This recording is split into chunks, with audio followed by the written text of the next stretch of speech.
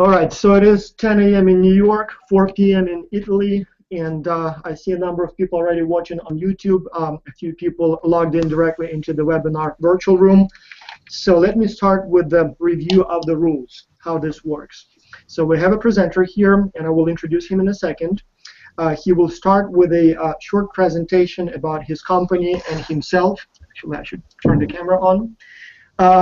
Everybody who's watching on YouTube, you can ask your questions anytime in the YouTube comments window, or you can email the questions directly to xculture.org, admin@xculture.org. Better yet, and probably the best way to ask questions is to directly log in into the webinar room, as many people have already done so, and ask your questions live. So the presenter this way will be able to hear you, to see you. If you have a clarifying question, you will be able to ask those. Now, if you are in the webinar room live, try to mute your microphones at the time when you're not speaking, and maybe even switch off your camera if you are not participating directly at that particular moment. That will make the system a little lighter and hopefully the quality of the video better. And then when you would like to ask a question, just turn them on, kind of virtually raise your hand, ask a question, and then listen to the answer. Without any further ado, I would like to introduce our presenter. So we have Giovanni Chiappano, right? Giovanni Chiappano. He is a representative, expert area manager at the Caffe Vergnano, which is one of the oldest or the oldest, yes, Italian company. So Giovanni, I'm going to turn it to you now here, and if you would like to go ahead and do the presentation, start with talking about yourself and your company. I guess everyone's ready. Now, the only problem is that I can hear you but not see you anymore. Great.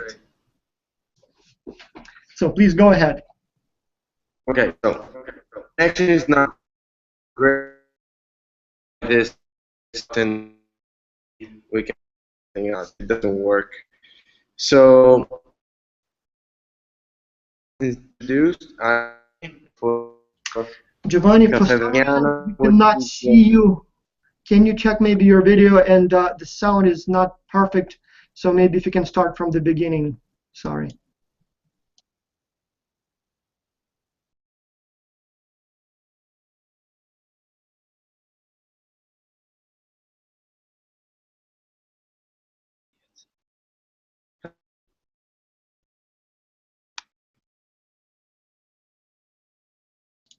We seem to be experiencing some technical difficulties. For some reason, the presenter is here but is not heard or seen. Let's see if we can fix that problem. Let me call him directly.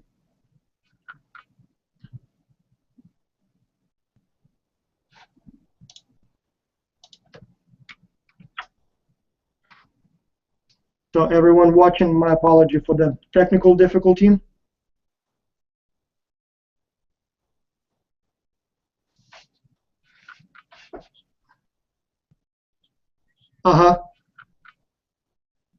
Okay, well, we are waiting. Sure. No problem at all. It happens all the time. So,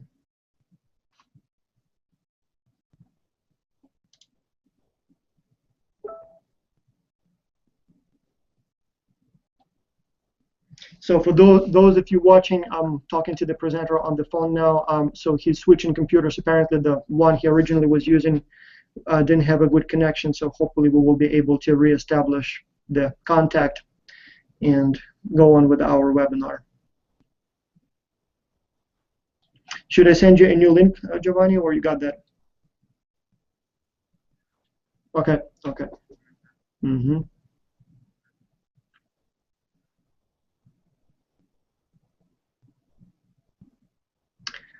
The world is becoming global and flat, but sometimes the technology still makes it a little challenging to connect.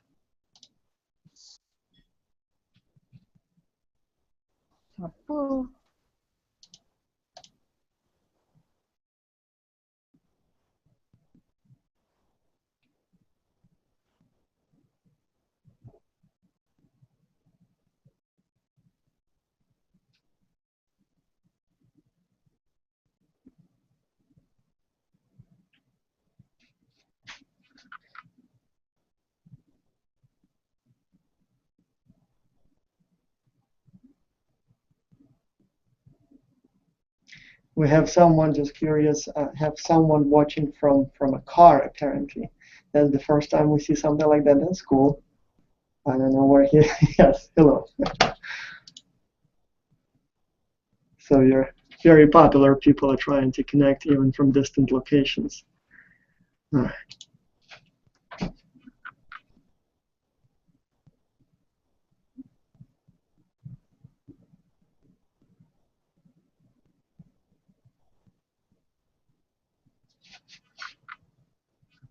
Oh, maybe you know what? It may have a limit of 10.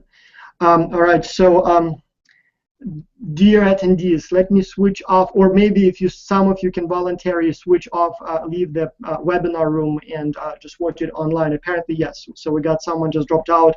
Giovanni, can you try again? I think Google On Air allows 10 presenters at the same time maximum. And yeah, so I see you now.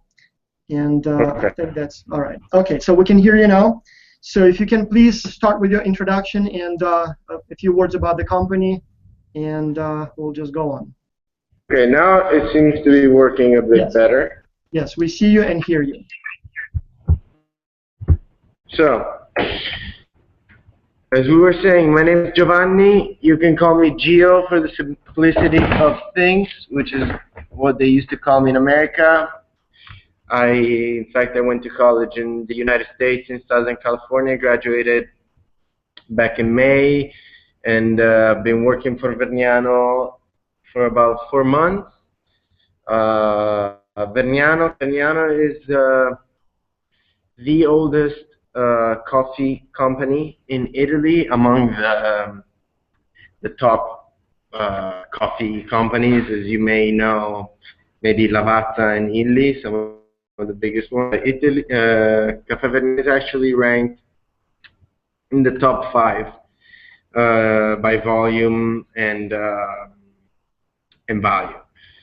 So okay, let me give you an overview about the company. As you may see in the logo, which is right behind me, Caffe Vergnano was established in 1882. In fact, a very, very old company. This, however, doesn't mean that it maintains old techniques, for example, but it's very loyal to its traditions.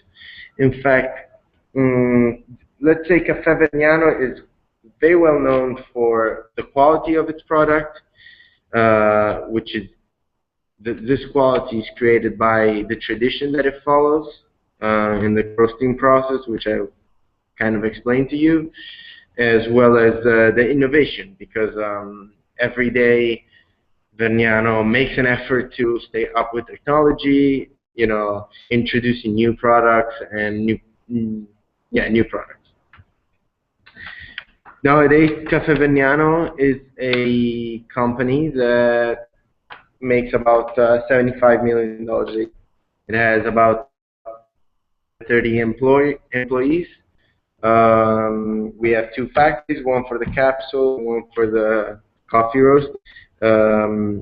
We export in more than 70 countries. And Caffe Vergnano also has a franchise project. It's not really a franchise. We'll talk more about it because this is what you guys are directly interested in. But I believe knowing the company is very important success of your project. But the coffee shops, we have almost 100 all over the world. They're spread all over the world. Some they're inside Italy, some are bigger, some are smaller, and we'll go in more depth into it in a little bit. So let's go back to Caffe Vergnano, its history, and what it does. So Caffe Vergnano was in a small town called Chieri, which is close to Turin in Italy, northwest Italy, close to the Alps, where they did the Winter Olympics last year, in 2006, maybe 8. Um, it later grew to be a coffee roasting company, a worldwide known coffee roasting company. It's still a family-owned company. Um, so this is the second generation, no, actually the third generation, matter of fact. So the grandfather of the owners was the first creator, the founder. So let's see, let's see. So let's talk about what's this tradition like. So I mean, everybody knows about Italian coffee. This is something that it's kind of like Italian cars, Italian wine, Italian coffee, espresso, all the culture behind it. Well, first of all, the coffee is not completely Italian because the coffee itself comes from Colombia, Brazil, South South Central America, some in Africa, and some in Asia. So the coffee itself is not Italian. What makes Italian, so what gives it a high quality, the way it's roasted and blended. Okay, this is very important. The roasting process is a very particular one because there are, let's say, two kinds of roasting processes. One is the industrial process, and one is the traditional process. The industrial process is made to satisfy bigger quantities, but the quality and cost, but the quality will go down. This is a turbo roasting, so the roasting of the coffee takes about 5 to 6 minutes, and every origin is roasted together, and it's kind of like making like many kinds of pastas and boiling them together. At the end, I mean, I don't know if you're familiar with cooking pasta, but in the end, if you cook spaghetti with like short pasta, then at the end, like one is gonna be very strong and one is gonna be very soft. Okay, same thing. Origins are all different. The size of the bean is different. Everything about it is different. So if you roast them all together, some are gonna come, some are gonna come a little bit more raw. The quality is lost if you do it in this turbo roasting at high temperatures. Instead, the traditional roasting, which is what Vergnano does, is a slow roasting method, which takes about 15 to 20 minutes. Roasted always by, so all Brazilian coffee goes with the same Brazilian coffee, and Colombian goes Colombian, Indian goes with Indian. This is very important.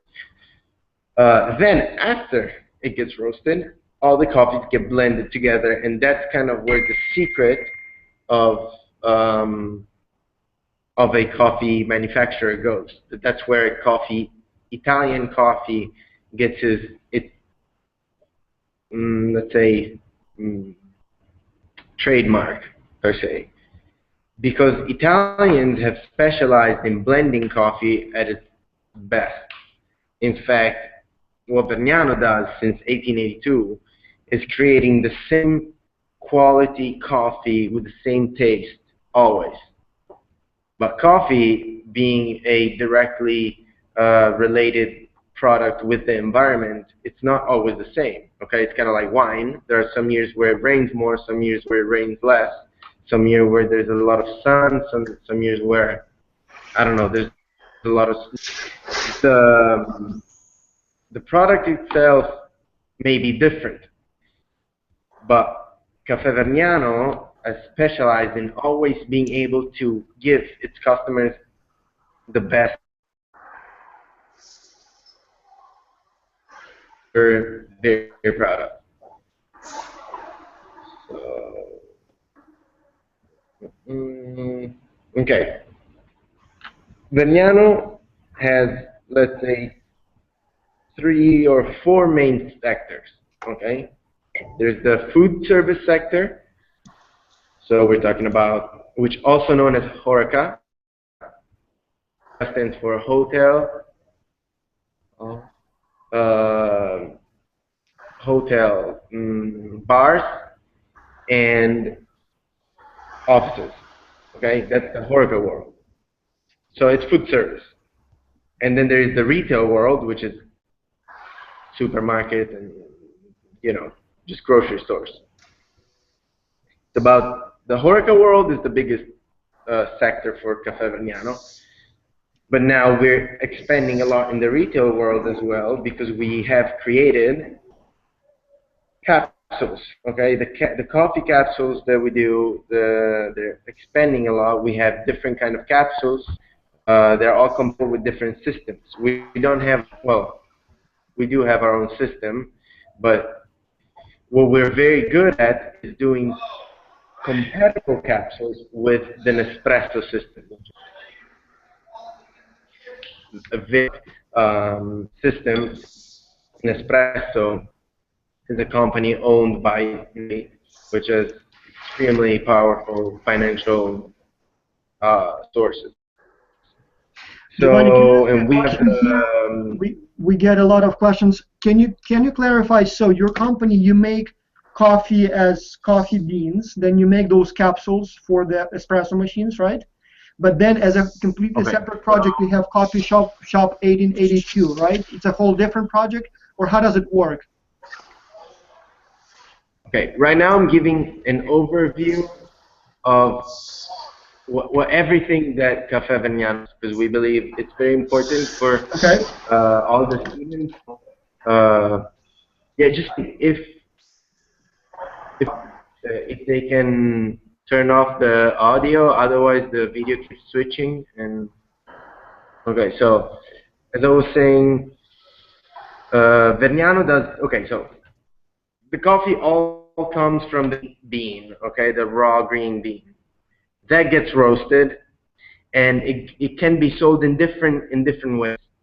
It can be sold in beans, and we do that. It can be sold in ground, so grounded coffee, and we do that as well. And it can be sold in capsules, and we do that as well. So it all depends. It all depends. Clearly, like coffee shops buy the beans, but maybe retail shops then buy the ground coffee. It depends. So that's the answer to number one. You can ask any more questions, honestly. So we would like to learn more about your Coffee Shop 1882 project. Absolutely. So that's a whole different, as I understand, line of products or line of business.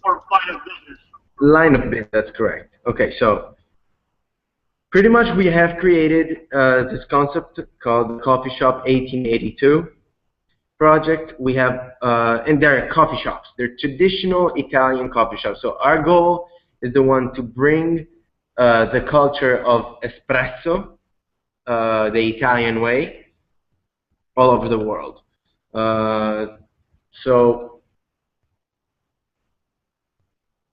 Okay, so being this a very Italian, let's not say luxury, but more glamorous project, we're being quite exclusive locations. So they have to be interesting cities with cultured people.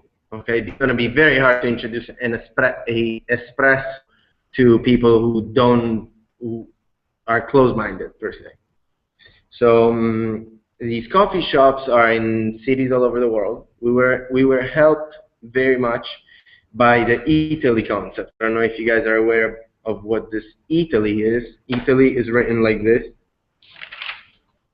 It's written eat, like eating, Ali, right? So if you can read Italy, it's not Italy like the country, but it plays on that.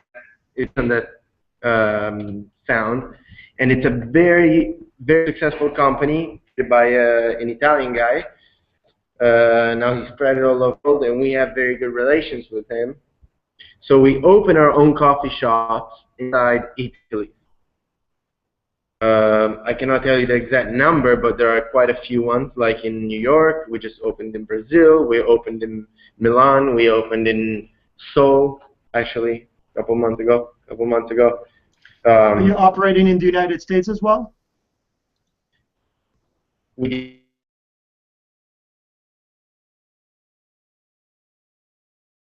the States. I lived there for 6 years. So it, you know, we would love to the United States. There was one in the United States in San Diego. It wasn't successful. I wasn't in the company yet. I believe it wasn't successful because of the location. The location where the coffee shop wasn't, let's say, lenient with what Caffe Vergnano is. So, for example, in New York, coffee shop is inside Italy. It's on 5th Avenue and 26th Street. I mean, that's just perfect location for a Caffe Vergnano. There's a lot of people who love everything about Italy, you know, made in Italy clothes, made in Italy cars, made in, you know, bel paese, you know, this philosophy about Italy, which is in part true. I mean, there's a lot of quality coming out of Italy, so and coffee as well. So it needs to go into a place where people recognize its fashion. So what else about the coffee shop? So the coffee shop. Is the idea for the coffee shop similar like Starbucks? Is that like just a coffee shop Okay, where? so let's say we can compare it to Starbucks. We can compare it to Starbucks. It's true. Now the difference between Starbucks and coffee shop and our coffee shops, well, first of all, is that ours are more Italian style coffee shops. So there is that whole Starbucks experience where you go sit down, you know, and chill per se. But at the same time, there is the espresso philosophy. You go there to get the best espresso in the world. If you go to Starbucks and you want to buy an espresso, I mean, you just went to the wrong place because they don't have good espresso. You can go there and get a frappuccino, and it's amazing. Or you can get like a chai tea with milk, whip, and I don't know, some crazy stuff. I went to Starbucks all the times, but I didn't go there for espresso. Okay, cappuccinos. It's not the authentic one. It's more. It's a different style. I love Starbucks. It's not. It's not what we do. But I guess we could compare it to Starbucks. Um, no, I don't hear Boss anymore. I hear somebody else. Oh, sorry. So there are a few people asking about competition. Who would you say are your main competitors? Okay, so our main competitors for the coffee shops are people like Starbucks in America. I mean, it depends what we're talking about, guys. If we're talking about the world, then every country is different. In Italy, for example, we could talk about other bars. In Italy, I mean, bars like coffee shops. We could talk about, yeah, I mean, in Italy, it's the most competitive place because everybody loves espresso, and there's a lot of espresso bars, and you know, those are main competitors. America, for example, Starbucks is definitely one of our main competitors. Coffee Bean, and local coffee shops. Those are our main competitors. There are also questions about your prices, and I'm not sure if it's a very sensitive question, if you can answer it, but how does your price compare to your competition, both for capsules, but also for a cup of coffee or espresso in your coffee shops? Is it about the same as other companies charge, more or less? Also, this is a very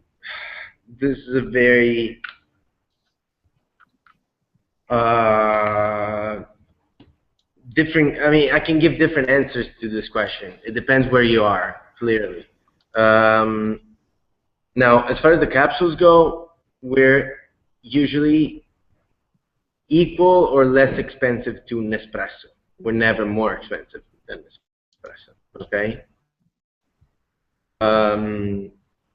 Let's also remember, and why are we equal and not a lot less? Because you would say maybe to sell more compatible ones, then you should spend less. Well, first of all, Nespresso is not Italian coffee. All right, they don't even claim to be Italian coffee. They make you believe that it's Italian coffee, but it's not Italian coffee. It's just not. It's not produced in Italy. It doesn't have the qualities of Italian coffee. It is a great business model. I mean, we all thrive from it because they're so strong, but it's not Italian coffee. Moreover, Nespresso only sells in their own boutiques and online. They're not in supermarkets and other places, so we kind of have the power side retail shops. In Italy, we're #1 Nespresso compatible producers. There is a question from So as far as the coffee shop goes, oh, sorry, go ahead. yeah, as far as the coffee shop prices go, they're all going to be competitive prices. They're going to be quite similar to our competition. Let's say they're going to be similar to our competition. Yeah, that's the best I can give. It's no less, no more. It's kind of what the market requires. All right. Now there is a question from Lillian. Actually, just to finish that. Please go ahead. In America, we can charge for an espresso maybe $2.50. In Italy, if you charge €2.50, they will not even walk inside the coffee shop. Because maximum I would pay for an espresso is a €1.50 if I'm feeling rich that day. Are the cups in Italy also as big as in the United States, or they are like real small coffee cups? No, we make espresso. We don't make big cups. Okay, all right. We do, but that's not what the coffee shop is about. Now, there is a question from one of the attendees. She's asking about your distribution channels. So how do you sell your capsules and coffee machines? Is it through any store that is willing to sell, or your branded stores? How do you operate that? Okay, so that's a great question. Throughout the world, we use distributors, importers, distributors. Now, America is a little bit of a different subject, because in America, we have an importer. They import our products, and then they use distributors like Cisco or US Foods to distribute our product in retail chains, restaurants, offices, whatever, hospital maybe. Instead, in almost every other country, our importer is also our distributor. So they go door to door, sell the product, do service with the machines, and sell it. Next. All right. Here is a question that just came in. Will you consider changing the taste of your product to adjust or cater to the tastes of a local market?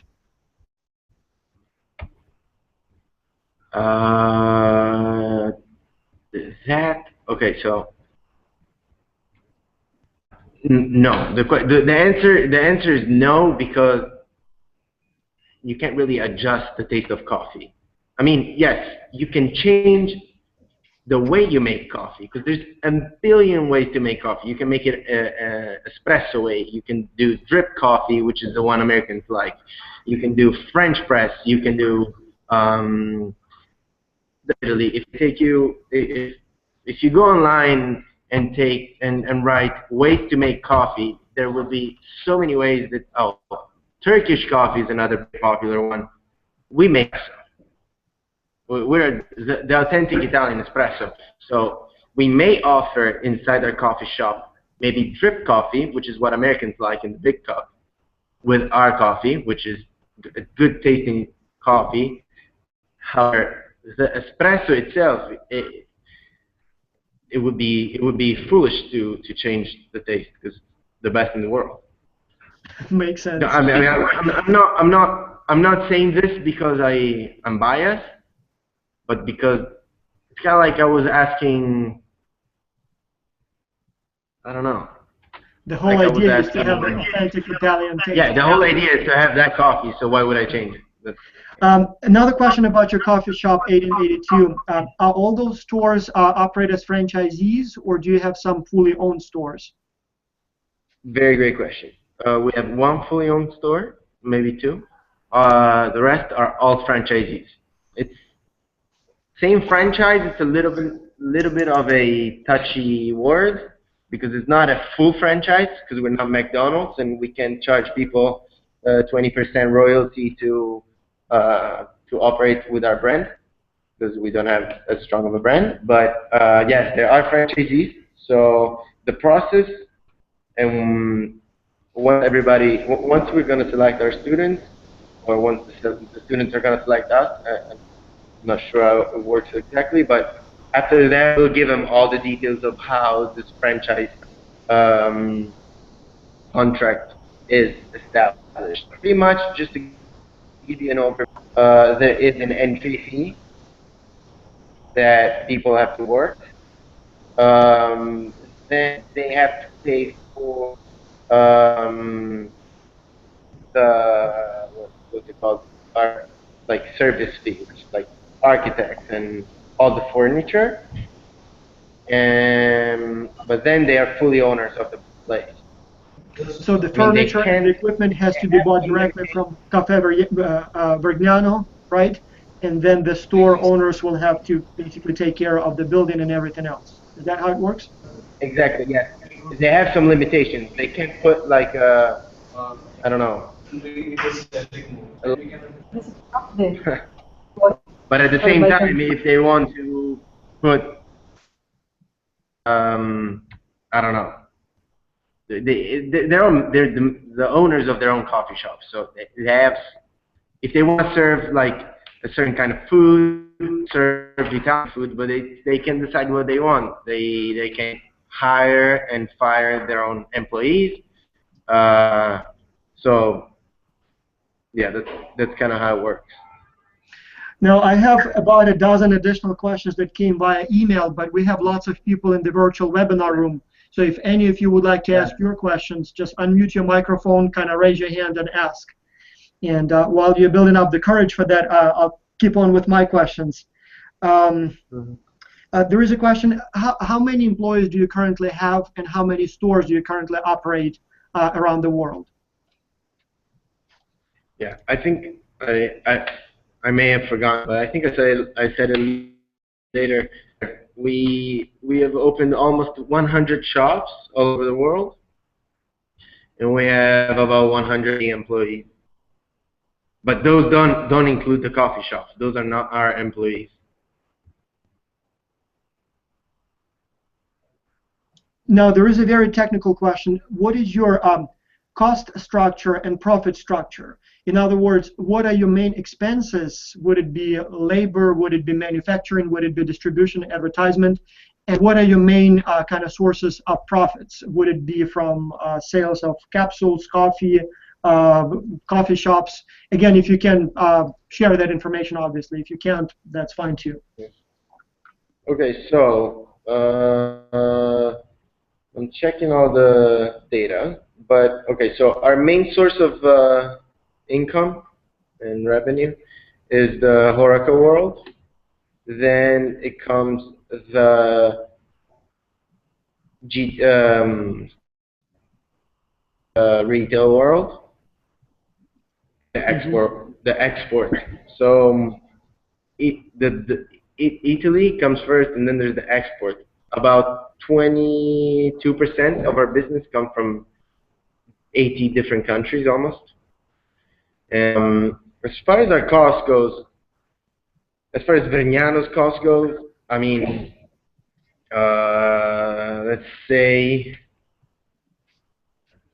I don't know if I can really answer that question to be honest, but the coffee itself is obviously, then there is the service that you give to in the Horeca world, so the service,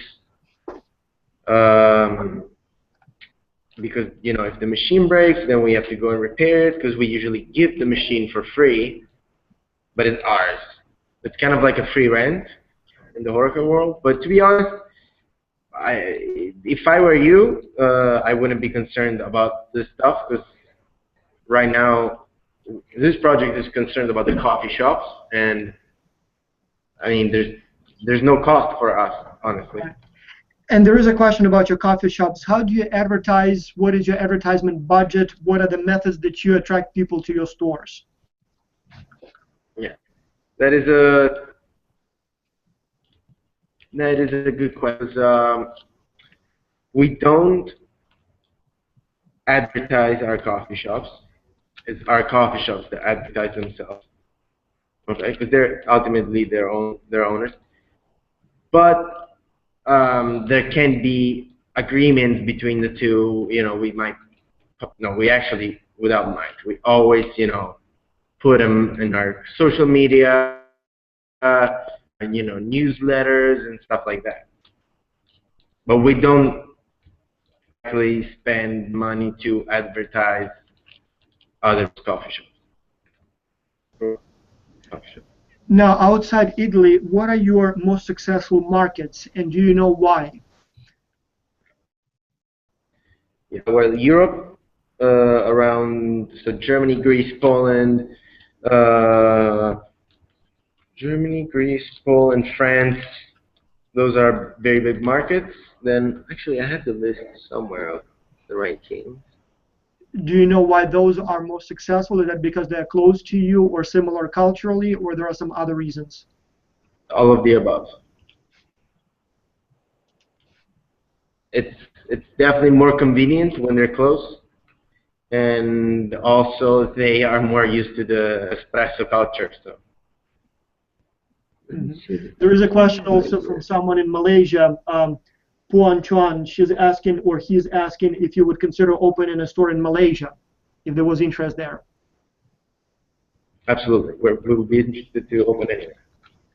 And there is another question: are there any markets that you're particularly interested in?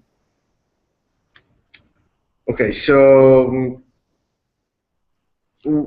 let's say the United States would definitely be an interesting market. But then there are also emerging markets. Australia is a very interesting market, I believe, because they love coffee and they know coffee very well. We have just opened a coffee shop in South Korea, Seoul, inside the Italy. Wow. Maybe the most successful coffee shop because South Koreans love it. So there's not one specific we're targeting. Also, because it's not us going and opening; it's more people coming to us and asking to open. Now, there's another question, and again, I'm not sure if you will have the exact number, but do you know what's the average price of opening a coffee shop 1882 would be? So Yeah, how much money would it be upfront investment for the owner? I do know. Let me check real quick.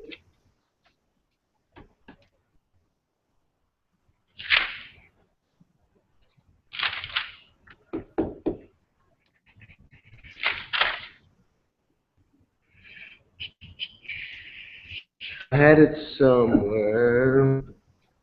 Oh yes, there it is. It's about $1,000 to $1,500 per square meter. Actually, euros. So that's about 15 per square meter. So if it's a kind of Starbucks size, so we're talking about $50,000 to $100,000. I mean, $50,000 to $100,000 per store to get it rolling, right? Yeah. Do you know normally how long it takes to kind of break even to get that money back in the more successful locations? And again, I'm sure that statistics is very different from a location to location, Yeah. but on average. And also that's something. Caffe Vergnano does not necessarily compete. I mean, clearly we hope they do well, of course, right. But it's not us failing, not breaking even. It's them. I mean, it's not in a mean way, because they get the profits and we don't get any profits. So, but Now, there is one question from someone who apparently is not a big coffee lover, from Tundisola. He or she, I'm not sure if it's a man or a woman, is asking, are there any side effects to taking coffee? So when people drink coffee, are there any health problems or any other problems related to that product? You might. No. So coffee is exciting, uh, exciting. I don't know how to say it. It's kind of like a rule, but you have to drink maybe four coffees to make a Red Bull. Yeah, coffee has caffeine. Also does Coca-Cola, but it's not bad for you. I mean, yes, if you're an old person that has heart problems, then you shouldn't drink it. But there's nothing bad about coffee. Mm-hmm. I wouldn't drink 30 coffees in a day. You probably wouldn't sleep, but I mean. Makes sense. Now, there is a question from Professor Ramaya Verkater-Swaran. And so the question is, are you interested only in franchising options? And if so, why? Or are you open to other possibilities of entering new markets? And I suppose probably that means wholly owned stores or perhaps some sort of joint ventures or some other form of market entry. Or does it have to be franchising? Well, Caffe Vergnano is interested in getting into new markets, oh, in retail world, or food service world, or coffee shops. For the purpose of X culture, we have decided to limit that to coffee shops.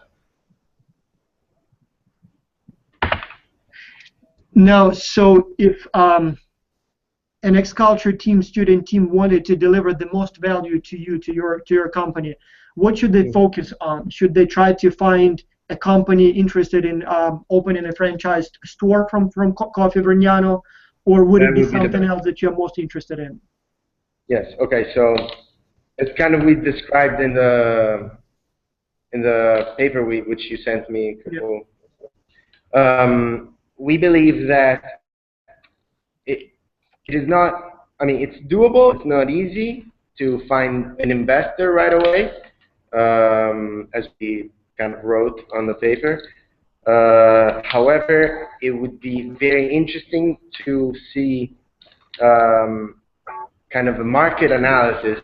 Now, don't quote me on the word market analysis, but kind of like everything, an analysis of the possible market and situation in which a coffee shop could be opened. So let's say that we have a student from Pakistan, which I know nothing about. We probably don't even import in Pakistan, actually. I don't even, maybe we do, I'm not sure. But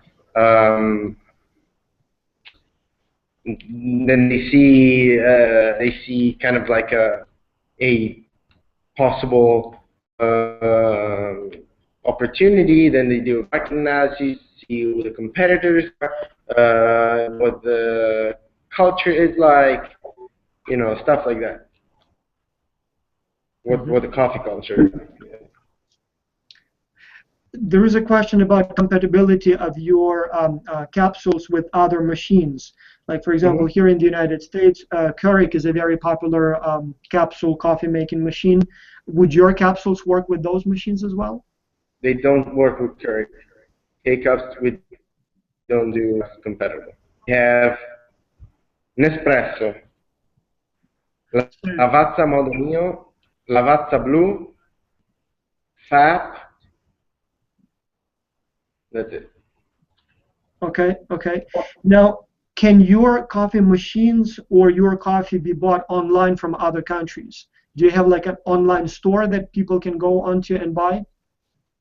We have online stores in a few countries. We're in one in the United States. You can find our products online, but they're not our e-commerce. They might be from our importer or, you know, people that do that. But we have one in Italy, one in Germany, one in England, we have one in France, maybe Spain. We're opening it in the United States, hopefully by the end of November. That's kind of our goal, to have our e-shop ready in the US and then nowhere else. Now, there is, again, a personal question from Jessica here in the United States. She's asking about your education and what does it take to get a job with Coffe Vergnano. So what kind of degree did you have to get that job? Okay. It's a very interesting question. Where is she from, by the way? I don't know exactly. It seems like it's an American address, email address, but no idea where exactly it came by email. Just out of curiosity. Okay, so I graduated from Chapman University in Southern California, close to Los Angeles. I had 2 degrees, one in business administration with 2 emphases in marketing and entrepreneurship, and then another degree in economics. Caffe Vergnano is one of the fastest growing companies in Italy, per se. Grew by like 40% in the last 4 years in the export world, which for an Italian company nowadays, it's a very good accomplishment. And getting a job here was, a great honor. Let's say it wasn't. It's not, especially in Italy. Let me tell you the truth. It's not easy to get a job right away off of college like this one. Because the market is less, what's the right for that? The job market is less active. It is harder to fire and hire people in Italy. That's a very good point. Therefore, there's less job openings. But now I don't want to get into an economics lesson, although if you get me started, we'll talk a lot about it. And there is another related question. I really had to prove myself. I really had to prove myself to Vergnano.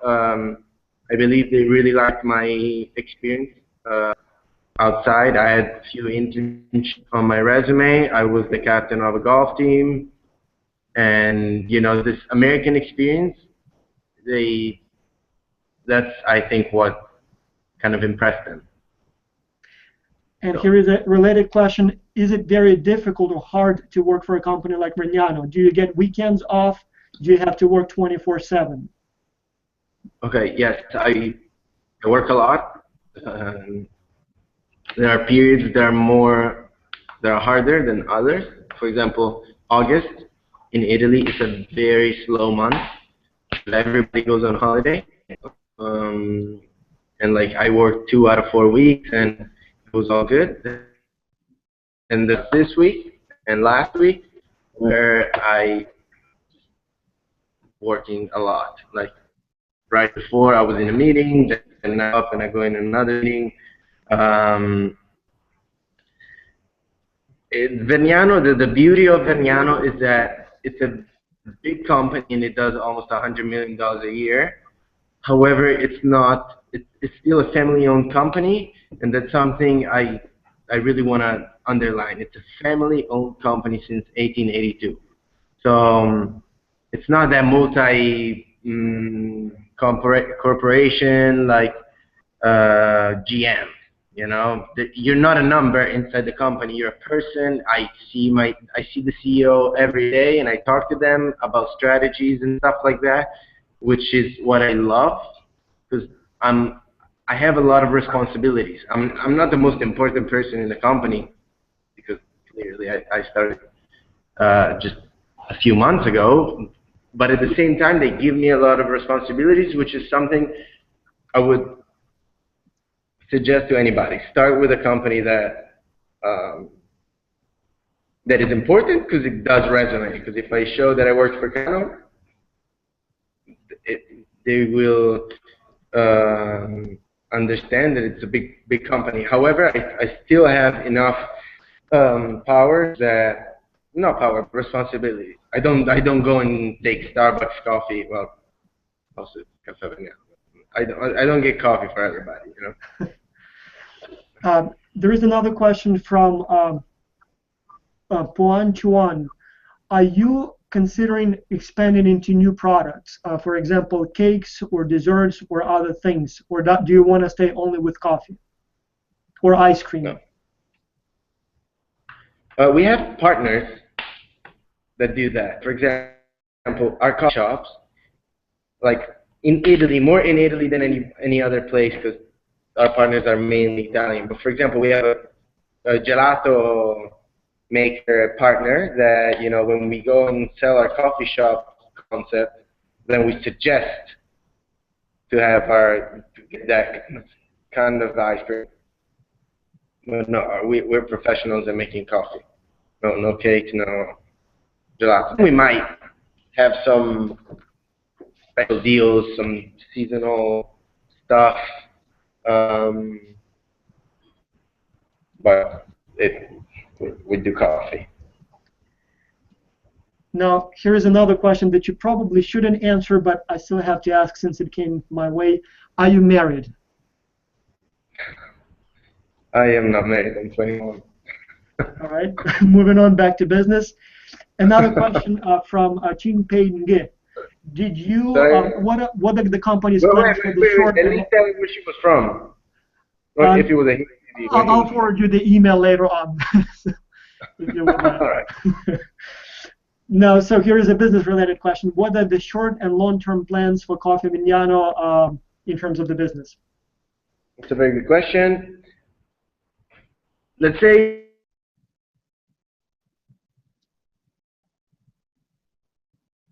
abroad.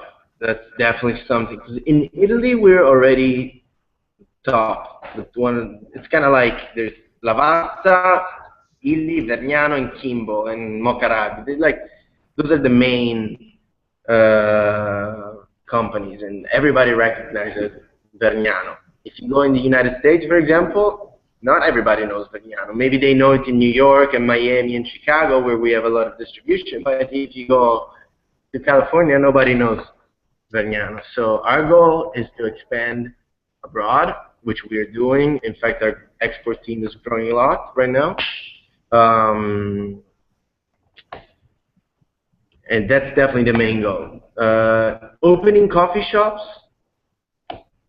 it's something that comes along with, because it's a big tool for us for brand awareness.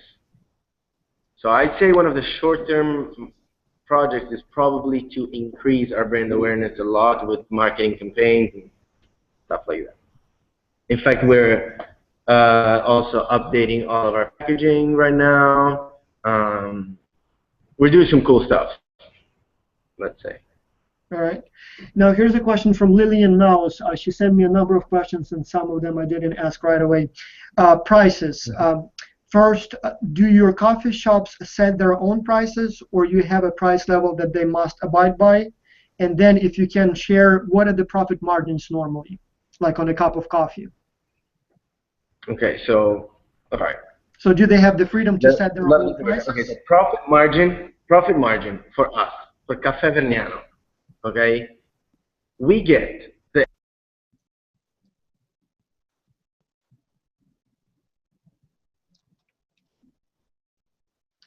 Oops, it seems like we just lost the presenter right when we started talking about the money. Let's see if he will be able to join in. We are almost done with the hour, and I received a number of questions here via email. I'm going to send them to the presenter, to Giovanni, after that. Yeah. Oh, here you are. Okay, wonderful. So, yeah, we lost you for a second. Giovanni? Yeah, I don't know why this is going on, but I mean, as I'm saying, oh yeah, the profit margin. So the profit margin for us, we get the 3% royalty a year, the starting fee, and cost. That's it. Okay. They and I don't the margins play off depends who they sell it, depends what they buy it for, market they're in. Well, it kind of depends. I'm sure. I've never seen a balance sheet of a coffee shop. Okay, fair enough, yeah. I don't remember the other question. The other question is, do the coffee shops have the freedom to set their own prices, or you determine them centrally and they must sell them at the price that you determined? We help the process, I believe. I'm not completely sure though. Okay. Another question, what would it take to get an internship at your company? So I guess what the student means is if they developed a very good report, is there a possibility that they may be rewarded with an internship at your company, like, I don't know, in summer or something? Okay, so first of all, the internship needs to be offered. We're not a company that offers seasonal internships. Okay, so there's no to an internship because there's no internship offer. Okay. Mm-hmm.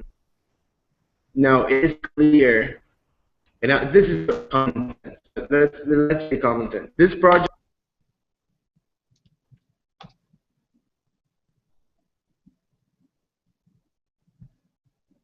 So it seems like we lost the sound again. Oh, unfortunately, again, we lost the presenter again. I have about a dozen questions left that I didn't ask, and so what I'm going to do is I'm going to email him the questions after the webinar, and then hopefully we'll put together some sort of a document with the answers Hey and guys. make them available. Oh, here you are again. So please go I'm ahead. sorry, I don't know what happens. It just goes off. But anyways, this project is not done from us to hire people. That's not our goal.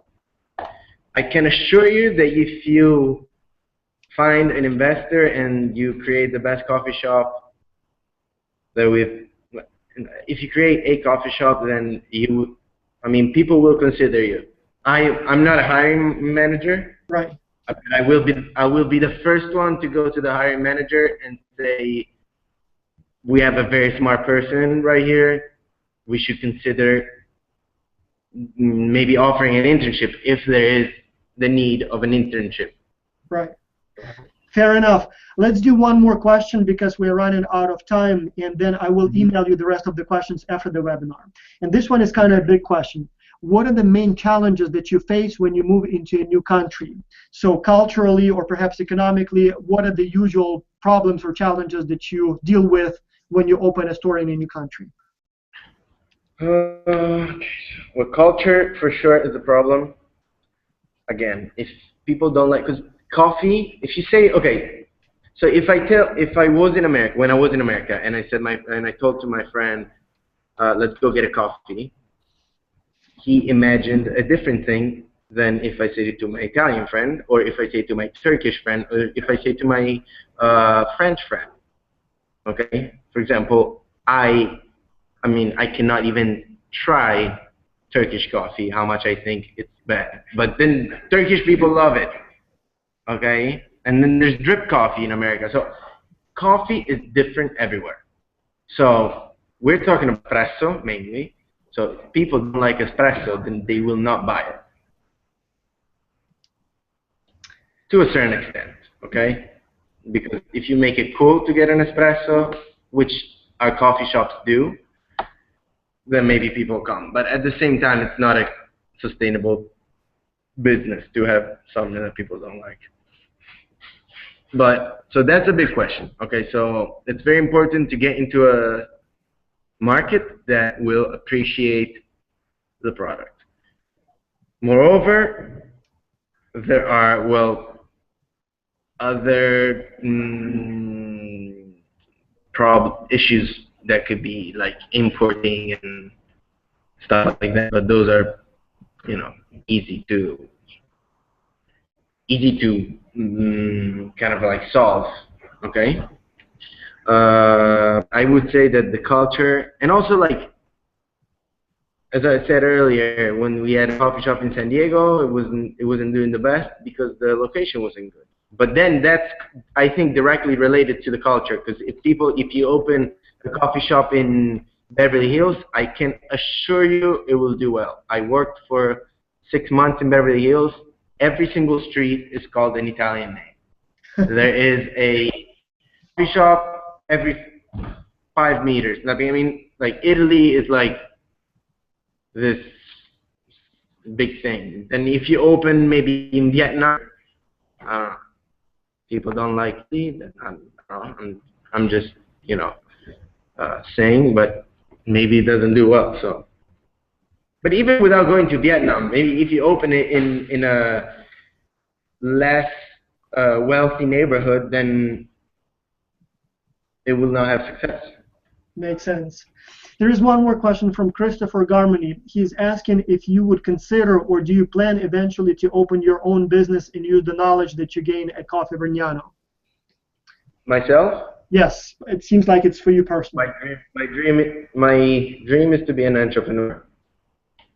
Do you have any ideas for what kind of business you would like to go in eventually? Opening a coffee shop, you mean? No, I'm just asking if you have any plans for a particular business. Oh, just opening my own business. Yes, I already own my own business.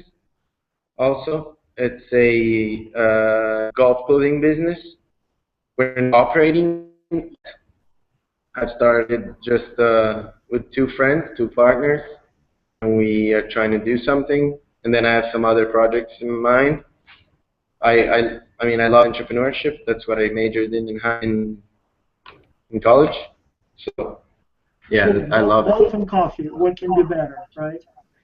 What's that? Golf and coffee, what can be better? So, Yeah, that's what I'm saying. anyway, I have about a dozen additional questions since we are. Yes, since we're out of time, I'm going to compile those questions and email to you. And I guess, yeah, the time is pretty much up, so we're going to stop here. Any concluding remarks or notes that you would like to make?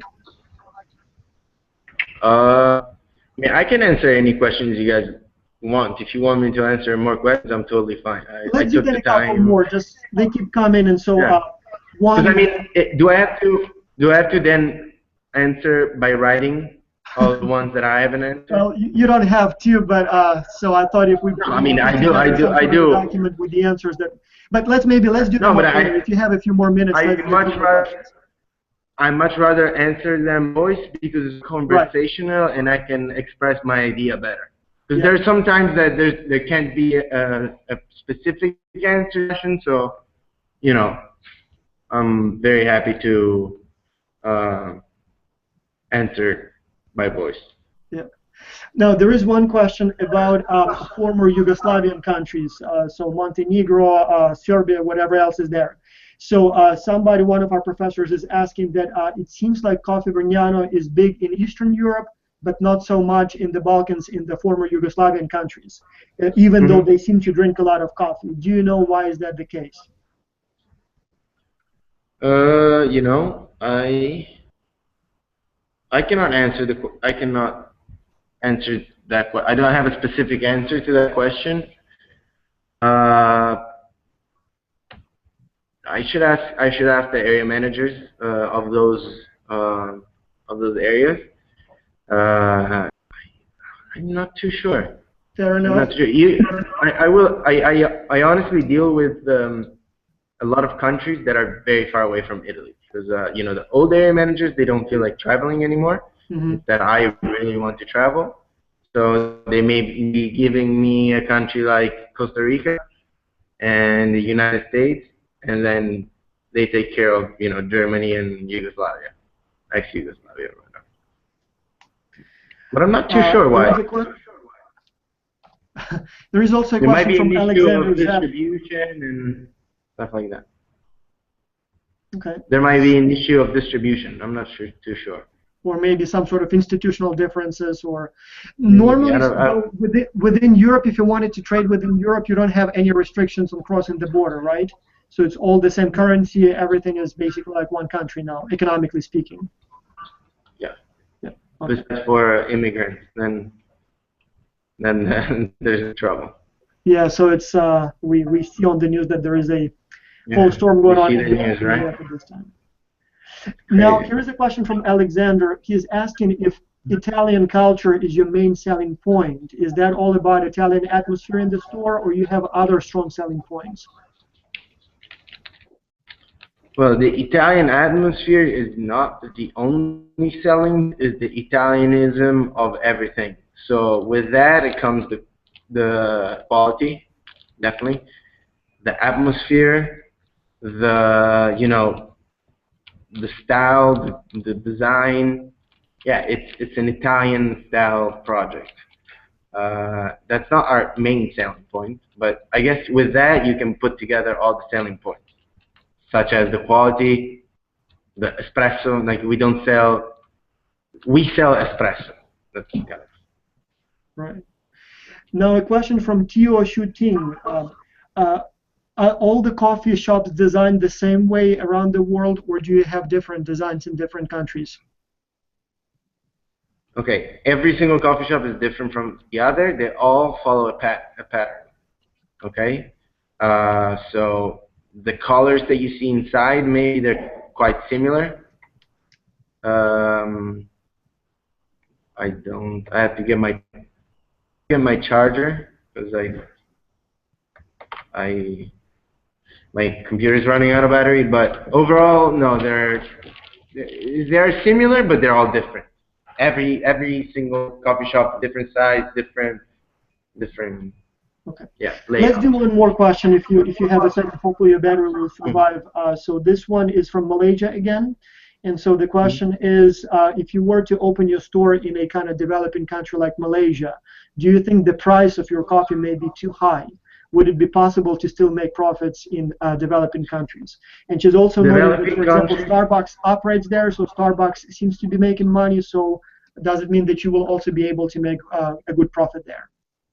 True, but developing countries have one particularity, which is very poor people, but also very rich people. So we will be targeting the very wealthy people. So, you know, we opened in Brazil, which is one of the fastest developing countries in the world. People that go there are not the ones that wouldn't pay. But our price is not extremely high. It's a competitive price. It's kind of like Starbucks. Mm-hmm. I mean, you know, people in America, but then it depends. Yeah. This is a very good comment that you make. You're right. In developing countries, there tends to be more segregation economically, and you're right. I mean, while the majority of the people may be poor, there would be areas like I remember in Rio de Janeiro, for example, there are some areas that are extremely rich. So they probably make, on average, more than an average American makes. So, yeah. All right, so I have a lot of repetitive questions as well. Helen is asking about your marketing and challenges of introducing products in new markets, but we kind of talked about that. What steps do you take to attract people globally to your product? So we kind of, again, talked about that. So I'll have to go through the questions and see if there are any ones that we've missed. But other than that, I know you're very busy, and I know it's late afternoon in Italy, so don't want to take any more of your time. So thank you so much for finding a minute to meet with us. Truly appreciate it. We know you're busy and your time is greatly appreciated. Thank you so much, and hopefully the X-Culture students will give you interesting ideas that are worthwhile of your time, attention, and investment potentially. Thank you so much. I'm going to stop the broadcast here. Any last-minute comments? As far as that goes, if any of the students have some, I'm fine answering. Otherwise, we're good. All right, anyone who is online and live now, do you want to ask any questions before we disconnect? All right, then thank you so much, everyone, and I will be distributing the recording of this session in a few minutes. I'll just download it and make sure that it's all good. Thank you so much, Giovanni. We truly appreciate your time and interest in answering. It's a pleasure. Please, if you have any questions, you know to ask it. Yeah, very inspirational. Thank you so much. No. Thank you. All right, bye-bye. Well, you should understand that most of the people... Oh, all right, so I'm disconnected. All right, good night.